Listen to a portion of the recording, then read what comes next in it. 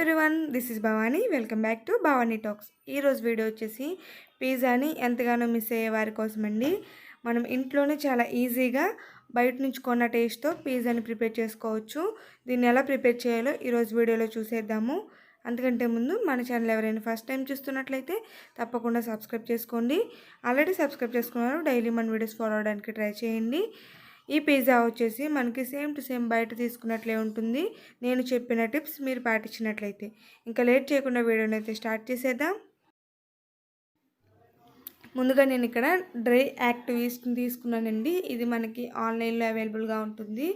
East వచ్చేసి మనకి same Bombay రవ్వ ఎలా ఉంటుందో అదే విధంగా ఉంటుందన్నమాట. దీంతోనే మనం ఇప్పుడు పిజ్జా ప్రిపేర్ చేస్తున్నాము. దీనికోసం ముందుగా హాఫ్ కప్ వరకు హాట్ వాటర్ని తీసుకోవాలి. దీంట్లో 2 స్పూన్స్ వరకు ఈస్ట్ని వేసుకుని ఒకసారి మిక్స్ చేసుకుని దీన్ని ఒక 5 మినిట్స్ సైడ్కి పెట్టేసుకుంటే మనకి ఇది ఈస్ట్ అనేది పర్ఫెక్ట్గా యాక్టివేట్ అవుతుంది. ఈలోపు మనం మైదా మిక్స్చర్ని ప్రిపేర్ చేసుకుందాము. దీంట్లో 1 కప్ వరకు మైదా, కొద్దిగా సాల్ట్, అలాగే 1 స్పూన్ షుగర్ వేసుకోవాలి. మనకి షుగర్ వల్లే ఈ పిజ్జా టేస్ట్ అనేది బాగుంటుందండి. చూడండి, ఇక్కడ 5 మినిట్స్కి ఈ ఈస్ట్ అనేది యాక్టివేట్ అయ్యింది. ఇలా యాక్టివేట్ అయిన ఈస్ట్ మాత్రమే మనం ఇక్కడ యూజ్ చేయాలి. మనం ఈస్ట్ లేనప్పుడు బేకింగ్ పౌడర్తో కూడా దీన్ని చేసుకోవచ్చు. బేకింగ్ పౌడర్తో ఎలా ప్రిపేర్ చేయాలన్నది నేను మరొక వీడియోలో పోస్ట్ చేస్తాను.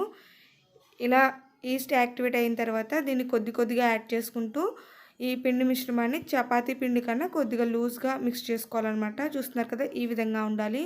ఇలా మొత్తం మిక్స్ చేసుకున్న తర్వాత దీంట్లో కొద్దిగా ఆయిల్ వేసుకుని బాగా మిక్స్ చేసుకోవాలి. చూడండి, పిండి ఎంత సాఫ్ట్గా ఉందో, మనకి ఈ విధంగా సాఫ్ట్గా అవ్వాలన్నమాట. ఇలా మొత్తం అంతా కూడా మిక్స్ చేసుకున్న తర్వాత దీన్ని రౌండ్ షేప్లో మనం ప్రిపేర్ చేసుకుని మనం ఏ బౌల్లో అయితే పిండిని మిక్స్ చేసుకున్నామో దాంట్లోని కొద్దిగా ఆయిల్ వేసుకుని ఈ పిండి ముద్దను పెట్టేసి దీనిపైన కొద్దిగా ఆయిల్ అప్లై చేసుకుని దీన్ని 1 అవర్ పాటు సైడ్కి పెట్టుకోవాలి. అంటే మనకి ఈస్ట్ అనేది యాక్టివేట్ అయ్యి కింద పిజ్జాకి బేస్ ఉంటుంది కదా, ఆ బన్ ప్రిపేర్ చేసుకోవడం కోసం అనమాట. మనకి శీతాకాలంలో కొంచెం చల్లగా ఉంటుంది కాబట్టి దీన్ని ఈ విధంగా వేరొక గిన్నెలో పెట్టుకుని లిడ్ పెట్టేసి ఒక సైడ్కి పెట్టుకోండి. అప్పుడు మనకి త్వరగా ఈస్ట్ అనేది యాక్టివేట్ అవుతుంది. మనకి ఈస్ట్ యాక్టివేట్ అవ్వడానికి కొద్దిగా హాట్గా ఉండే ప్లేస్ కావాలి, అంటే కొంచెం వేడిగా ఉండాలన్నమాట. నార్మల్ టెంపరేచర్ కన్నా కొంచెం వేడిగా ఉండాలి. చూస్తున్నారు కదా, ఈ విధంగా మనకి ఈస్ట్ యాక్టివేట్ అయిన తర్వాత చాలా ప్లఫీగా వచ్చేస్తుంది. దీని క్వాంటిటీ డబల్ అవుతుంది అనమాట. ఇలా మొత్తం ప్రిపేర్ చేసుకున్న తర్వాత దీంట్లో 1 స్పూన్ వరకు ఆయిల్ వేసుకుని మొత్తం మిక్స్ చేసుకోవాలి. మనకి ఇలా ఈస్ట్ యాక్టివేట్ అయిన తర్వాత ఇది కొంచెం లూజ్గా అనిపించినట్లయితే 1 నుంచి 2 స్పూన్ల వరకు మైదా వేసుకుని నేను చూపిస్తున్న కన్సిస్టెన్సీలో దీన్ని ప్రిపేర్ చేసుకోవాలి. ఇలా మొత్తం అన్నీ కూడా వేసుకుని కలుపుకున్న తర్వాత దీన్ని ఒక 5 నిమిషాల పాటు గట్టిగా ప్రెస్ చేసుకుంటూ మిక్స్ చేసుకోవాలి. అలా అయితే మనకి పిజ్జా బేస్ అనేది చాలా సాఫ్ట్గా వస్తుంది. మనకి ఈస్ట్తో వచ్చినంత టేస్ట్ బేకింగ్ పౌడర్తో రాదండి. కాబట్టి ఈస్ట్ అయితేనే బెటర్. బేకింగ్ పౌడర్తో వస్తుంది కానీ ఇది వచ్చినంత ప్లఫీగా అక్కడ రాదనమాట. ఇలా కలుపుకున్న తర్వాత నేను దీన్ని 2 పిజ్జాస్ ప్రిపేర్ చేయడం కోసం 2 పార్ట్స్ కింద డివైడ్ చేస్తున్నాను. ఇప్పుడు మనం ఏ ప్లేట్లో అయితే పిజ్జా చేయాలనుకుంటున్నామో ఆ ప్లేట్లో కొద్దిగా ఆయిల్ వేసుకుని స్ప్రెడ్ చేసుకోవాలి. మనం తీసుకున్న పిజ్జా బేస్ని ఈ విధంగా చేతిలో వేసుకుని ఈవెన్గా స్ప్రెడ్ చేసుకోవాలన్నమాట. మనం దీన్ని కావాల్సితే చపాతీ కర్రతో కూడా స్ప్రెడ్ చేసుకోవచ్చు. నేను తక్కువ క్వాంటిటీలో చేస్తున్నాను కాబట్టి చేతితో స్ప్రెడ్ చేసుకున్నాను.